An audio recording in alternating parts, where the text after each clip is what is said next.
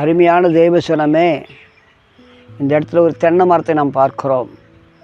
தென்னை மரம் வளர்வதற்கு பல ஆண்டுகளானாலும் மாதங்கள் ஆனாலும் அது வளர்வதற்கு தேவையான இட வசதி தேவை, தண்ணீர் வசதி தேவை.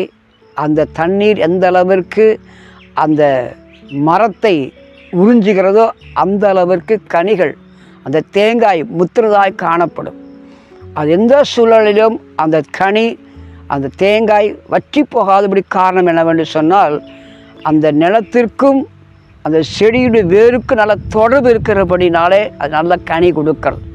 சங்கீதக்காரர் சொல்கிறான், தன் காலத்தில் தன் கனியை தந்து இளைரா மரத்தை போல் இருப்பான் என்று சொல்லப்பட்டது. உன் வாழ்க்கையில் தேவனுடைய கனி வெளிப்பட வேண்டுமானால் அந்த மரத்திற்கும் மண்ணிற்கும் ஒரு நெருங்கிய தொடர்பு இருக்கும் பொழுது அந்த கனி எந்த சூழலில் நல்ல பழமுள்ள கனியாய், ருசியுள்ள பழமாய் காணப்படும். இந்த காலை வேளையில் உனக்குள்ள ஆண்டவர் ஒரு கனி உள்ள வாழ்க்கை விரும்புகிறார்.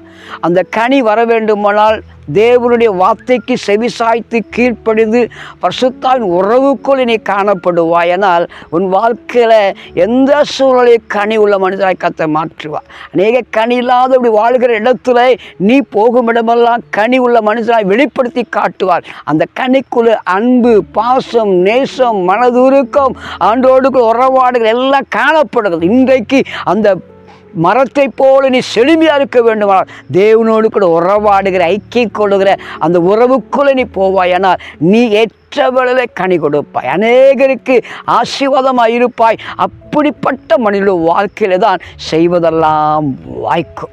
என்ன செய்தாலும் ஆண்டவர் செயலை ஆசீர்வதிக்க தகப்பனாக உன்னோடு கூட இருக்கிறார். மனம் தளர்ந்து விடாதே, தைரியமாய் ஆண்டோடு பேசு, உறவாடு, கர்த்தருக்குள்ளே வேறு கொண்டு மேலே கனி கொடு.